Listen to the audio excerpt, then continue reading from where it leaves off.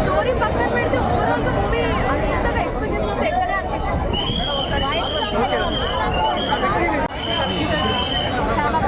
So ధర్మం కోసం చేసేటువంటి ప్రయత్నం గెలిచిందా మరి? ధర్మం గెలిచింది కదా. అంటే తేజసజ్జ పర్ఫార్మెన్స్ ఎలా? తేజసజ్జ పర్ఫార్మెన్స్, గ్రాఫిక్స్, తేజసజ్జ పర్ఫార్మెన్స్ ఎలా అనిపించింది? అంటే కొన్ని సినిమాలు కాపీ కొట్టారు అంటున్నారు, కల్కి అలాంటి అలా ఏమైనా అనిపించిందా? చెప్పండి, డైరెక్షన్ ఎలా అనిపించింది? మళ్ళీ హనుమాన్ తర్వాత ఆ రేంజ్ హిట్ కొట్టాడు తేజసజ్జ. బ్రో ఎలా అనిపించింది బ్రో? చాలా బాగుంది. సో కొన్ని మూవీస్ ఎక్కడో చూసినట్టు ఉంది అని చెప్పి అంటున్నారు. అంటే అన్నీ అలా ప్రతిదీ తీసుకోకూడదు. కల్కి ఆ కర్ర ఎలాగో అవుతుందో ఇక్కడ కూడా సేమ్ అలాగే, తనకి కల్కి ఎలా ఉందో ఇక్కడ కూడా అలాగే ఉంది. సో దేవుడి పేరు మీద తీశారు కదా మరి, సినిమా సేమ్ కోదండ రాముడికి స్టోరీ. తెలుగు ఇండస్ట్రీ ఇంకో బ్లాక్ బస్టర్ వచ్చింది అనుకోవచ్చా? యాక్షన్ సీన్స్ అన్ని చాలా బాగుంది. డీజే చాలా బాగుంది. మ్యూజిక్ ఎలా అనిపించింది? చాలా బాగుంది. బ్యాక్గ్రౌండ్ మ్యూజిక్ చాలా బాగుంది.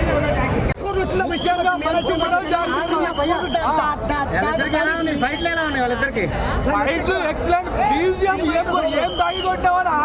బీజిఎంస్ మాత్రం అమ్మ తోడు జబర్దస్త్ కొట్టిన బీజిఎం హనుమాన్ సినిమాలో కూడా లేదు.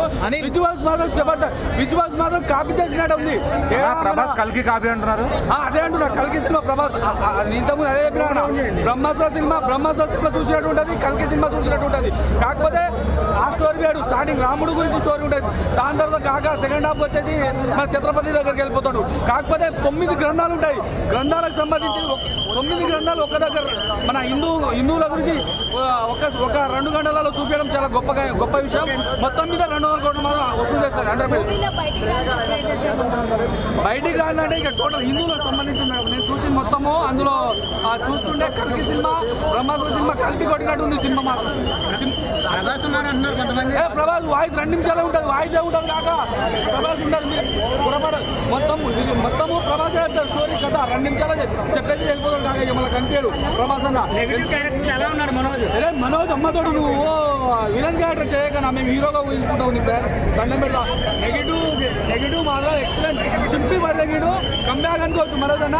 ఇక హీరోగా ట్రై చేయను, తేజసజ్జ అన్నది హీరోగా చేయడం ఒక గొప్ప విషయం. ఆయన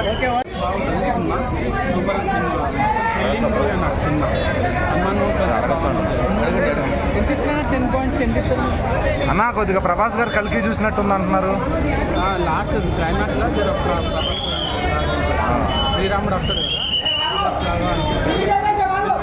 మళ్ళీ హనుమాన్ లాగా ఆడుతుంది సినిమా. సూపర్ ఉంటుంది సినిమా. హనుమాన్ కంటే హనుమాన్ లాగానే ఇది వేరియేషన్, అది వేరియేషన్. సినిమా అయితే సూపర్ ఉంటుంది.